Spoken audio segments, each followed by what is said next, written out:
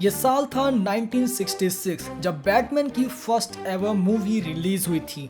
इससे पहले भी हो रखी है मगर वो सब ब्लैक एंड व्हाइट थी मेरी जिंदगी की तरह। लेकिन 1966 में बैटमैन की first ever colourful movie release हुई थी और डीसी में मेरा फेवरेट कैरेक्टर बैटमैन है रेवन के बाद। जस्ट लुक एट हर, प्यार कैसे नहीं होगा। तो मैंने इस मूवी को पूरा देखा और 1966 में ही हमें डीसी ने इस मूवी में ऐसे ऐसे कैमियो दिखाए जो फैंस आज भी डिमांड कर रहे हैं। मगर जेम्स गन बी लाइक ने इस मूवी में आपको मिलेंगे कैमियो, लिटरली बहुत ज्यादा कैमियो। कैटवुमन, रिडलर, जोकर, पेंगुइन सब एक ही मूवी में बैटमैन से लड़ते हुए विद प्रॉपर स्क्रीन टाइम। एक तुम आजकल के बच्चे पोस्ट क्रेडिट में जोकर को देखकर ही खुश हो जाते हो। तो कहानी की शुरुआत में हमें पता चलता है कि बीच समुद्र में एक जहाज को कुछ मुस्टंडों ने हाईजैक कर लिया है, जिसे छुड़ाने के लिए हमारा बैटमैन रॉबिन के साथ निकलने वाला है। मगर उससे पहले एक टिकटॉक वाला ट्रांजेक्शन, ये दोनों पोल पकड़कर नीचे बैट कैम में जाते हैं और बीच पोल में ही सूट अप भी हो जाते हैं। ये टेक्नोलॉजी तो अभी तक नैनो टेक में भी नहीं आई है।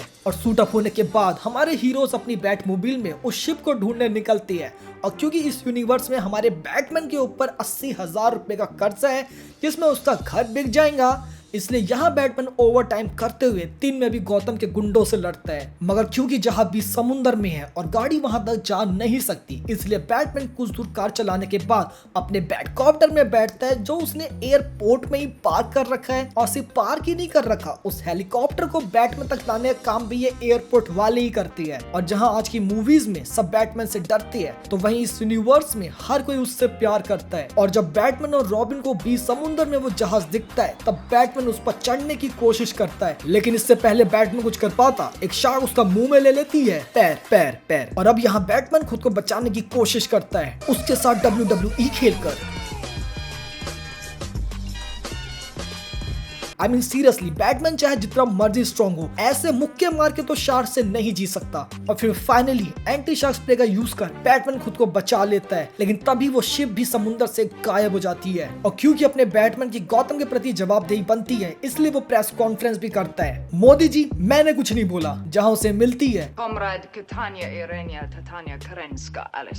इतना बड़ा नाम है कि अय्यर को टक्कर देती, जो असल में कैटवुमन होती है, जो यहाँ बैटमैन को अपने प्यार में फंसाने आई होती है। लेकिन अपने बैटमैन ने भी हिमालय के पर्वतों पे साधना की है, उसका अपने शरीर पे पूरा कंट्रोल है। वो इतनी आसानी से किसी लड़की के फंसाने से नहीं फंस, और वो फंस गया। मगर कमिश्नर गॉर्डन और रॉबिन से बात करने के बाद बैटमैन को समझ में आता है कि जोकर, रिडलर, पेंगुइन और कैटवुमन सब मिलकर काम कर रहे हैं। तो वहीं दूसरी तरफ ये सारे विलेन एक ऐसा प्लान बनाने की कोशिश करते हैं जिससे वो बैटमैन को हमेशा हमेशा के लिए खत्म कर सके। और काफी देर डिस्कस करने के बाद वो फैसला करते हैं कि वो ब्रूस वेन को किडनैप करेंगे, जिसे बचाने के लिए बैटमैन ऑफ कोर्स आएगा। और इसके लिए वो कैटवुमन को ब्रूस वेन के पास भेजते हैं, जहां कैटवुमन कहती है कि उसकी जान को इन विलेन से खतरा है। और क्योंकि बैटमैन को इन गुंडों को पकड़ना है और साथ ही उसे मिस को बचाना भी है, सिर्फ इसलिए वो सेलिना की मदद करने के लिए राजी हो जाता है। और इसके बदले में उसे सेलिना से कुछ नहीं चाहिए।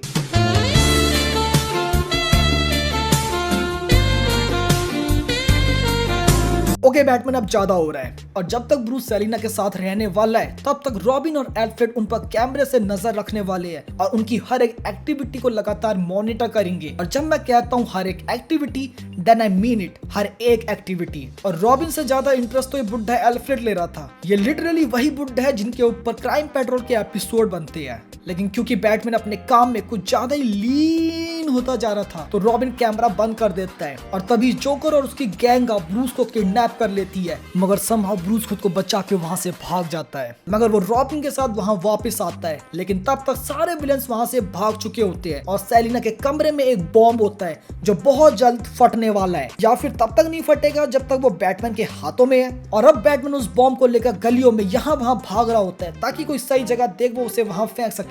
मगर यहाँ की जनता डोंट गिव अ फक। बेचारा बैटमैन यहाँ बॉम्ब लेकर इधर उधर भाग रहा है और ये लोग आराम से चल रहे हैं तो कोई भोपू बजा रहा है। मगर फिर जैसे तैसे बैटमैन एक सेफ जगह देख वहां बॉम्ब को ब्लास्ट होने के लिए छोड़ देता है। मगर इसी बीच पेंगुइन एक बहुत ही खतरनाक डिवाइस के साथ आता है जो शरीर से सारा पानी निकाल आपको टोटल डिहाइड्रेट कर देती है। और इस डिवाइस की हेल्प से वो यूएन के सारे पॉलिटिशियंस को किडनैप करेगा, ऐसा प्लान बनाता है। मगर बैटमैन को पेंगुइन के इस प्लान के बारे में पता चल जाता है और अब बैटमैन पेंगुइन को रोकने के लिए अपने हेलीकॉप्टर बैटमोबाइल को यूज करने की जगह दौड़कर यूएन ऑफिस पहुंचने का फैसला करता है। मगर इससे पहले वो पेंगुइन को रोक पाता, पेंगुइन उन सभी पॉलिटिशियंस को टोटल डिहाइड्रेट कर उन्हें किडनैप कर वहां से भाग जाता है। लेकिन अब तक बैटमैन को भी उस खोए हुए जहाज की लोकेशन मिल जाती है जहां पे पेंगुइन और उसके साथी थे, और अब बैटमैन रॉबिन के साथ एक बार फिर निकल पड़ता है सभी विलेंस को पकड़ने के लिए। और फिर हमें देखने को मिलता है एक धमाकेदार एक्शन जहां आपको साउंड इफेक्ट्स टेस्ट के माध्यम से दिखाए जाते हैं,